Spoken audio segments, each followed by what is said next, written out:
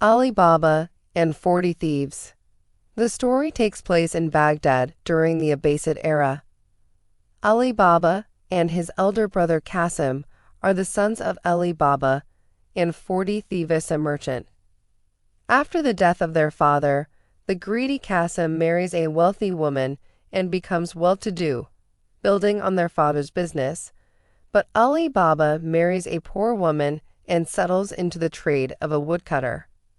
One day Ali Baba is at work collecting and cutting firewood in the forest, and he happens to overhear a group of 40 thieves visiting their treasure store.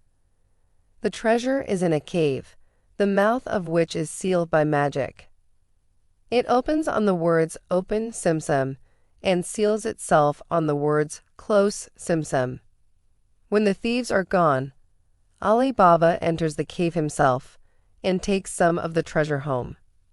Ali Baba borrows his sister-in-law's scales to weigh this new wealth of gold coins. Unbeknownst to Ali, she puts a blob of wax in the scales to find out what Ali is using them for, as she is curious to know what kind of grain her impoverished brother-in-law needs to measure. To her shock, she finds a gold coin sticking to the scales and tells her husband, Ali Baba's rich and greedy brother, Qasim. Under pressure from his brother, Ali Baba is forced to reveal the secret of the cave.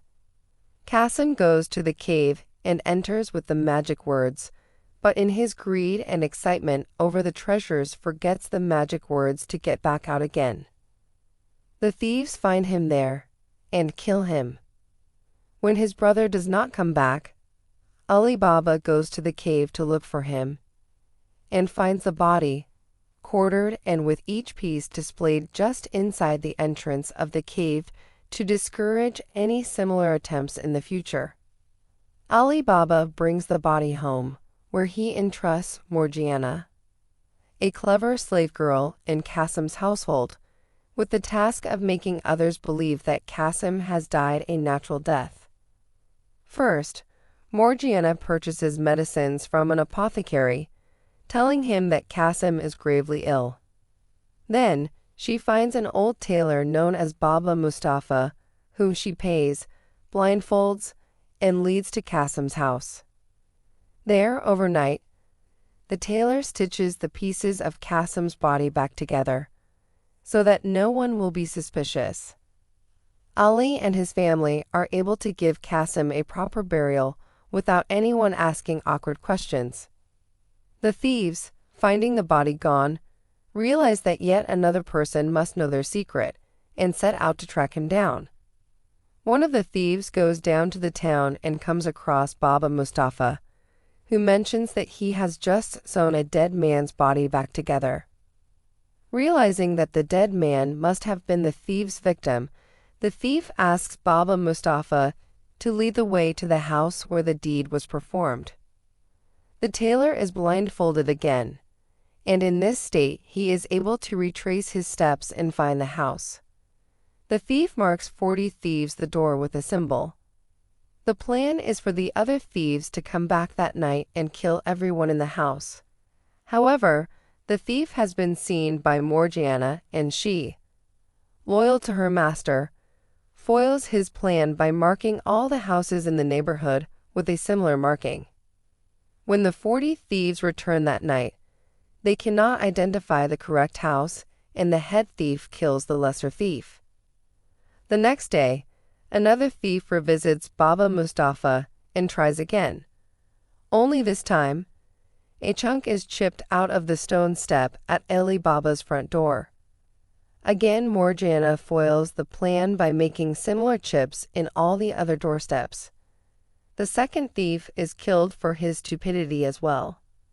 At last, the head thief goes and looks for himself. This time, he memorizes every detail he can of the exterior of Ali Baba's house.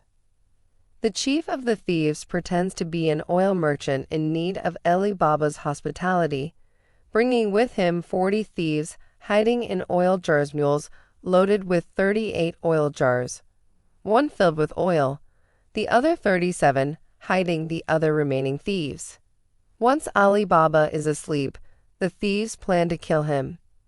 Again, Morgiana discovers and foils the plan, killing the 37 thieves in their oil jars by pouring boiling oil on them. When their leader comes to rouse his men, he discovers that they are dead and escapes. To exact revenge, after some time the thief establishes himself as a merchant, befriends Ali Baba's son, who is now in charge of the late Qasim's business, and is invited to dinner at Ali Baba's house. The thief is recognized by Morgiana, who performs a dance with a dagger for the diners and plunges it into the heart of the thief when he is off his guard. Ali Baba is at first angry with Morgiana, but when he finds out the thief tried to kill him, he gives Morgiana her freedom and marries her to his son. Ali Baba is then left as the only one knowing the secret of the treasure in the cave and how to access it. Thus, the story ends happily for everyone except the 40 thieves and Qasim.